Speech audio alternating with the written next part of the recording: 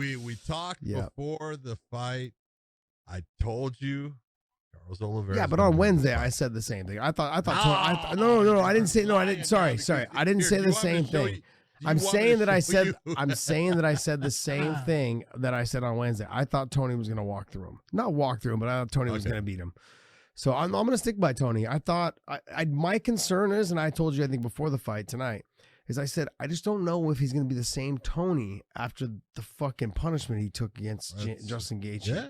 Because here's the thing, is once again I speak from experience. I wasn't the same fighter after I fought Tony Ferguson. I just knew already. After I fought Tony, I had never in my whole career taken that amount of damage. I was not, and I was 37 years old at the time. Tony's what, 36, 37, somewhere in there. Yep. I wasn't the same fighter. Like, I slowed down even in training and sparring, all those things. I wasn't the same fighter. And it's just a shitty situation to be in. You know that it's coming to an end. I think he's probably the reality tonight. It's going to set in. He's going to go home and be like, it's just, it's not there. It's not going to be there. I don't think he's not going to win a title anymore. It's done. Don't get me wrong. Charles Oliveira looked like a fucking animal tonight. Oof. But Tony didn't have the swagger that the 13-0 or 14-0 Tony Ferguson had, on the win streak of 13, 14 fights in a row. He didn't have that swagger tonight. He was kind of on his heels a little bit more than he should have been, or he has been, and I don't think he's going to be the same fighter anymore. And when you hit that age, it becomes a snowball effect. And it's sad to see because, it's the fight that we're never going to see is him and Khabib, but it's just never going to happen. But that being said, I can't take anything away from Charles Oliveira because I had ruled him out. I was like, no, Tony's going to win this fight. He's going to come back stronger, 37 years old. He feels like he's so confident on his back. He showed it tonight. He was cutting through fucking Tony's guard like fucking hot knife through butter. He was in the mount position. That armbar, had there been 2 more seconds at the end of the first, he would have finished him.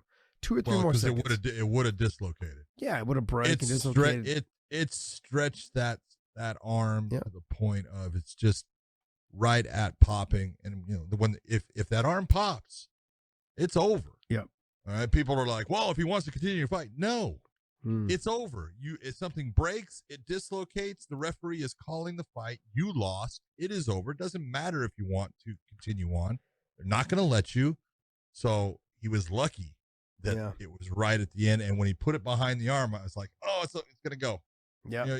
I've seen it happen too many times when as soon as someone actually gets it deep under the arm and they're able to have that extension with their hips and everything, there's just no way. Yeah. You can't survive it. The arm's going to go. Luckily, it was right at the point where the time ended up, he had to let go of it. But that was 10-8 round. That, that arm bar right there that made it a 10-8 easy. Mm-hmm. And then from that point, you could tell the arm was compromised. He couldn't really throw it with anything. Yeah, he got up like grimacing. The camera was right on his face. He got up grimacing. You're just thinking to yourself, can he throw it? Is it broken? Is it dislocated? Did he stretch it so much that he won't be able to use it? All those things were an option going in the second round. Like, hey, what's going on? So, you could tell he was still working through it at the beginning of the second. Oh, he was working through it. He's tough. He is. Look at Tony is a fucking savage. He is tough as hell. There is no quit in him, obviously. And, he's just fighting guys that now, and it's what I talked to you about. I said, Oliveira's faster. And I hate to say it, man. I usually, being the shithead I am, side with the guy that's faster. Mm-hmm. Because speed kills, man, and it's so hard to fight someone who's faster. You have to be technically better and know how to deal with what that guy does. And I looked at the submission wise, and I go, well, Tony's not better than Oliveira submission wise. He catches guys in submissions when he's able to put them in places where they've worked hard and now they're exhausted, and he'll snap on a Darce or something. Compromising positions, yeah. Yeah. But if you went, submission for submission, Oliveira's the better submission guy.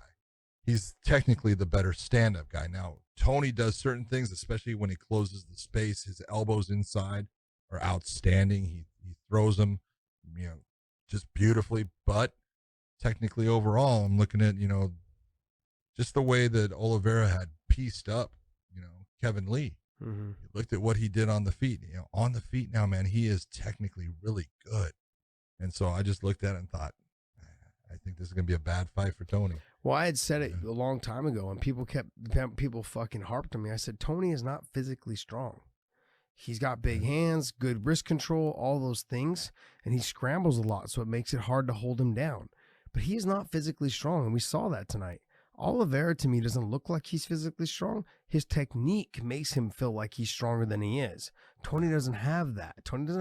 He's not tight on the technique. He scrambles really well. He creates space. He does crazy things. He rolls underneath really well. He has that Eddie Bravo style of jiu-jitsu with the flexibility, so it's hard to pass the guard. He does all those things. But when you talk about someone who is technically sound, Charles Oliveira is technically sound on the feet. He's technically sound on the ground. He is very good all the way around.